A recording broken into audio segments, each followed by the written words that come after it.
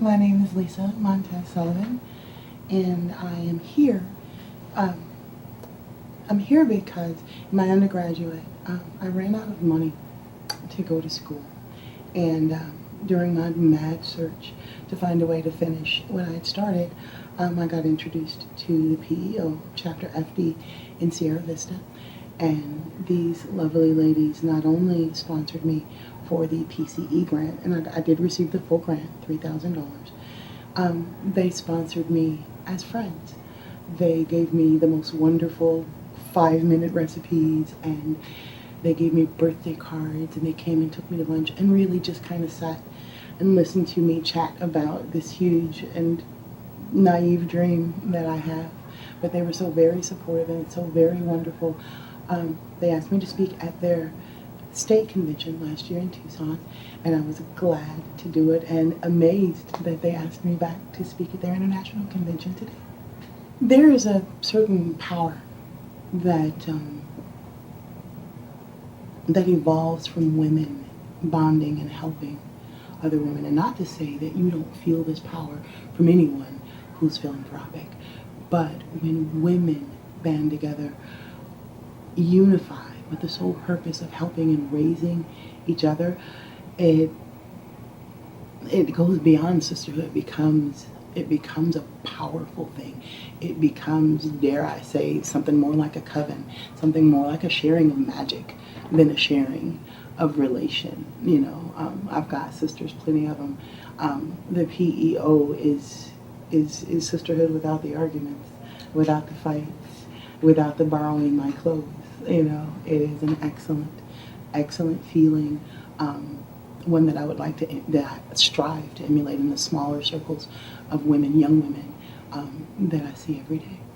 It's so funny. I asked when I was an undergrad. I was a poor, broke undergrad at the time. I was so impressed by how generous and sincere and genuine these ladies were. I said, I want to join the PEO. And they said, sure, after you graduate, because you're going to have to pay dues. So you're going to have to save your money right now. And then when you get some money, sure. Then when you're ready to help, fine. So I just graduated from the University of Michigan in June with my master's in secondary ed. The PEO actually helped me receive my first degree. And I am ready now to join the sisterhood and give back. I'm teaching 7th grade English right now, and it's actually they split English into reading and writing. So I'm teaching 7th grade reading. What I will end up doing after I get my PhD, I'm going to open my own school. I had started college in Michigan at Wayne State University, and my oldest son, who was in the Air Force, had returned from Korea. And he was supposed to be stationed at Selfridge in Michigan, and they changed his orders and decided to move him to Arizona. So I hadn't seen him for 5 years. And my other children were pretty much gone to other parts of the country, so I decided to come to Arizona. And at the same time, I was finishing college, and I assumed that it would be a simple matter to transfer from the University of Michigan to the University of Arizona. I didn't know anything about transferring.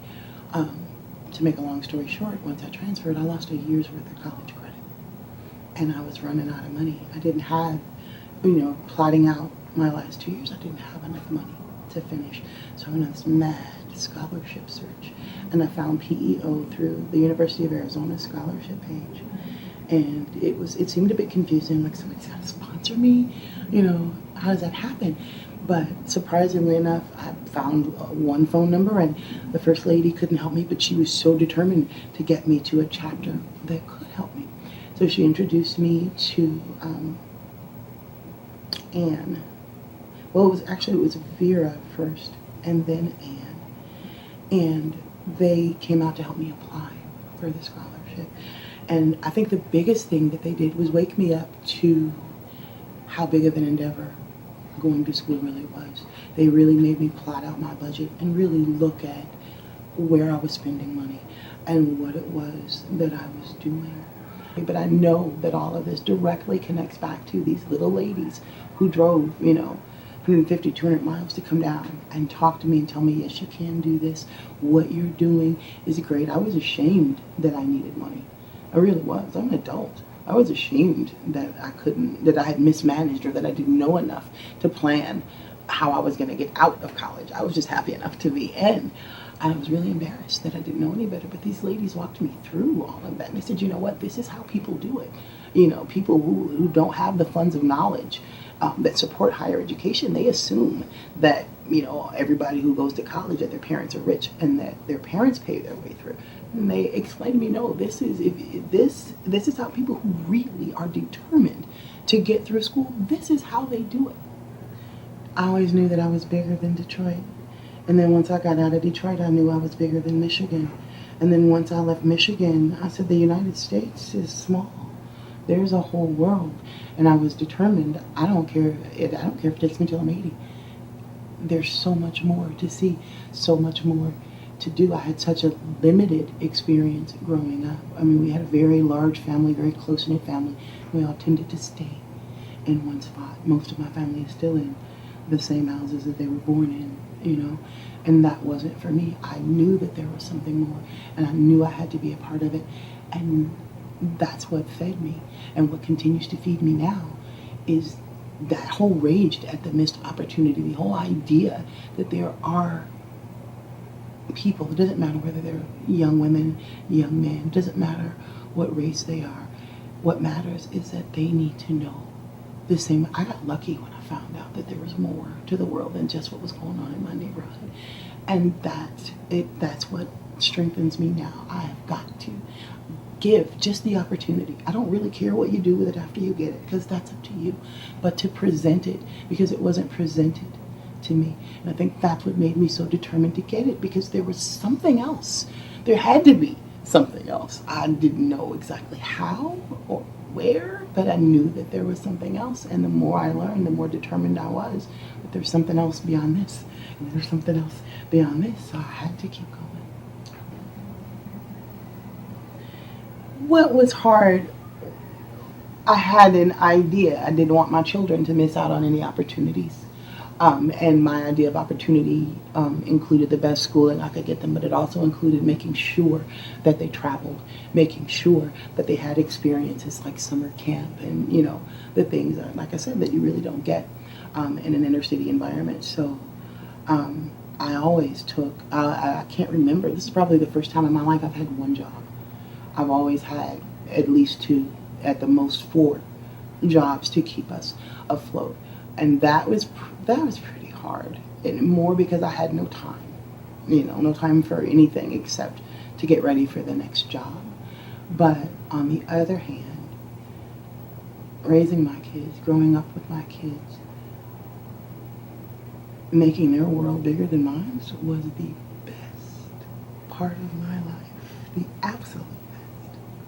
So I wouldn't trade it, not for anything. PEO is one of the few places that I'll actually share my story, because in situations like these, there tends to be a lot of focus on the struggle, and it sometimes overshadows the success. So I don't really very often tell people about how I came up or the different things that I had to struggle through, because where I've been blessed to get to is so much bigger than any of the things that I had to go through to get here. But I know that the PEO ladies are sincere, and that the love and that the support that they give isn't based on some idea of saving someone who can't save themselves. It's based on the idea of helping someone who's already helping themselves. That's what happened. They're so excited, like, oh, you're going to be a speaker. They're so excited to hear it.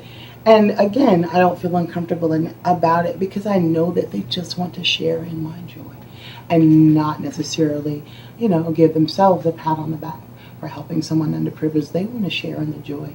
I think it's part of what bonds them. I think it's part of what cements this organization into something that's lasted this long, because it's not, you know, it's not a pet project. This is real, you know. There was so much support. The grant was wonderful, but the support meant more. It meant way more than any of the dollars that they gave. The fact that they genuinely cared meant more than that. And it's years since they gave me the grant, but I can still feel that same energy, that same power. Whenever, whenever I'm around these ladies, whether it's 1 or 10, you still feel it. But it is that sisterhood. It's that power that I was speaking of before. It is almost a tangible bond that you can see with these ladies, and it directly relates to the power, I think, of the continuity, how long this organization has been doing this, and how much you feel a part of it, even yourself as an interviewer, myself as a recipient. You feel it, It has a history to it. It has a sincerity to it that is impossible to fake. And it's a step beyond sisterhood, if you ask me. From the airport to the shuttle to here, there are PO ladies everywhere. And like you mentioned, if they know that they're sisters, it doesn't matter that they're from different states, different chapters, never met. It's hugs all around, it's excited squeals like they just were together last Christmas and here they are again, and they're strangers, It is a really, really tangible feeling. The only competitiveness that I saw, they were so excited when I got the full grant. You're like, no other chapters in Arizona's gotten a full grant, so they were super excited that way. But that's more about who's helped the most people, who's done the most good. So what can you do except smile and let them go ahead and give each other kudos? They deserve it. They deserve it. What you're doing is important. Don't ever stop. That would be it.